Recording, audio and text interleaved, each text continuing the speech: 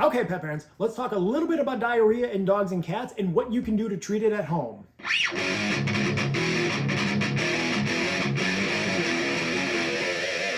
And my forewarning to you is that you should only try treating diarrhea at home with your pet if they're still eating and acting okay. If your pet is not eating, if they're really lethargic or dumpy, or if they're vomiting along with having diarrhea, you should really have them seen by a veterinarian.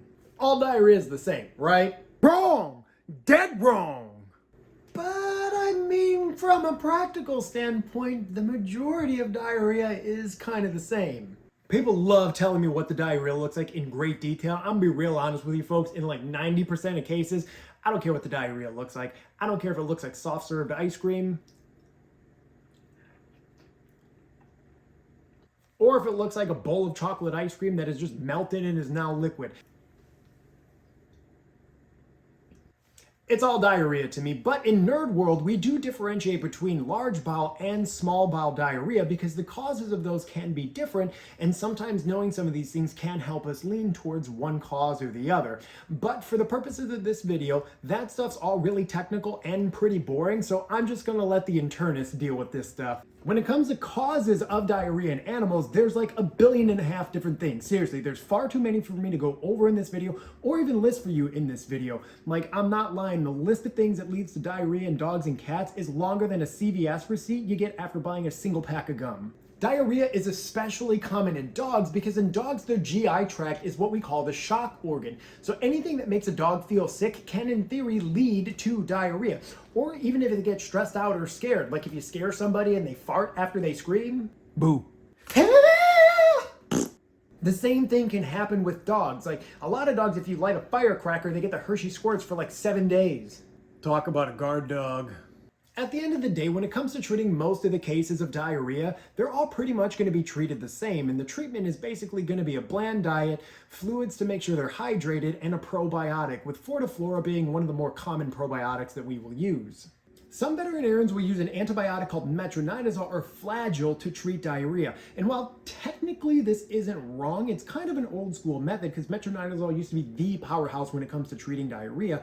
But in veterinary medicine, and I think human medicine too, we're starting to push away from using metronidazole because what we're finding is it can actually mess up the normal bacterial population in a healthy gut. And for the love of God, if your pet is eating, please just let them eat. Don't withhold food for 12 to 24 hours just to clear out the system. That's a really old school of thought that's fallen out of favor because it doesn't actually do what we thought it would have done. A bland diet's really important for pets with diarrhea, and that means you're gonna have a boiled protein source and a boiled carb source. Now, your protein sources have to be lean protein sources like chicken breast, egg whites, lean ground turkey, or 93% lean ground beef or higher, and your carb source is gonna be either white or brown rice. Now, when I say boil it, I mean boil the protein source and the carb source. Do not dare think of adding any seasonings, any oils, nothing. Like when you take that chicken breast out of that boiling water, it better be whiter than a Targaryen, otherwise I'm hunting you down. Buckle in there because we're going to get a little bit nerdy about the diet, and gym rats are going to love me for this one. When it comes to the protein source for your pet's bland diet, egg whites are going to be the best protein source because it's the easiest for them to digest. Now, realistically and practically, chicken breast is probably going to be the best option to go with just in terms of cooking, sheer amounts, and things like that. But if you want the best, egg whites will be king. When it comes to the carb source, white rice will always reign supreme over brown rice, again because white rice is much easier to digest. Now, there's nothing wrong with brown rice if you have that and only that available, but if you have a choice between the two, always go with white rice.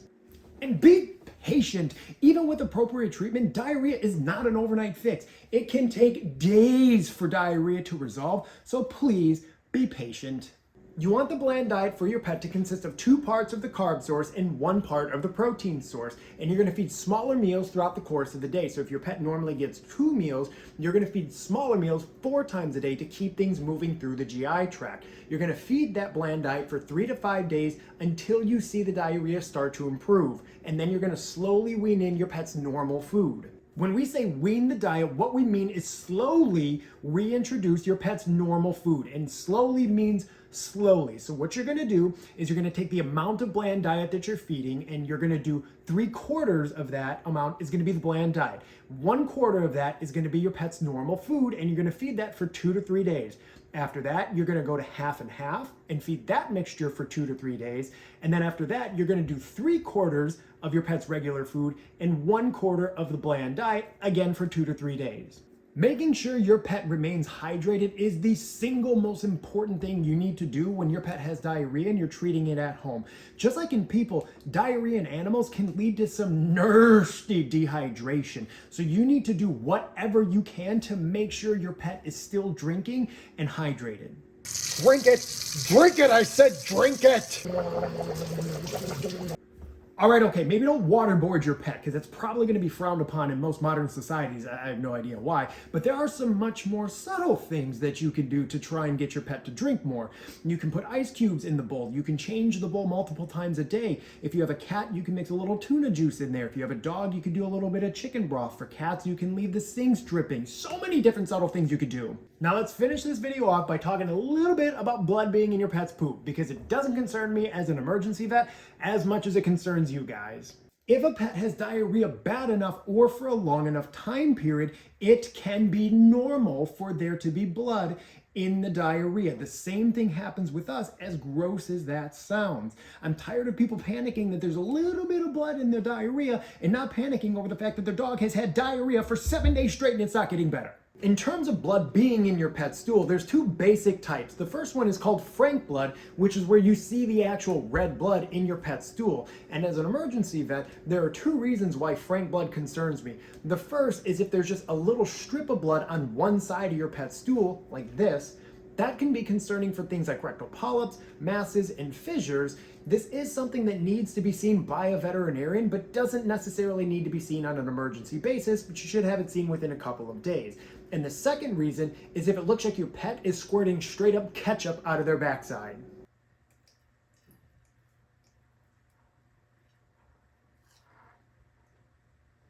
As gross as that was, it got the point across. That's real bad. That's not a wait till tomorrow. That's a go to whatever vet is open type of thing. I'm actually gonna go have another chicken nugget. The second type that concerns me as an emergency vet is what's called melena. It looks like this. It's either blackberry jam or black tarry stool. The reason this is so concerning is because if you see this with your pet, it means for some reason there is bleeding happening within the GI tract, and there's a lot of bad things that lead to this. This isn't like a call your vet and wait 6 days to see him. This is a get to a veterinarian in 12 to 24 hours, even if it's an emergency vet. Now again, that's melena, not to be confused with melania. And ironically enough, though, for all my Elden Ring players, that girl's definitely been a sore source of rectal bleeding in your characters in that game. God, she was just so brutal.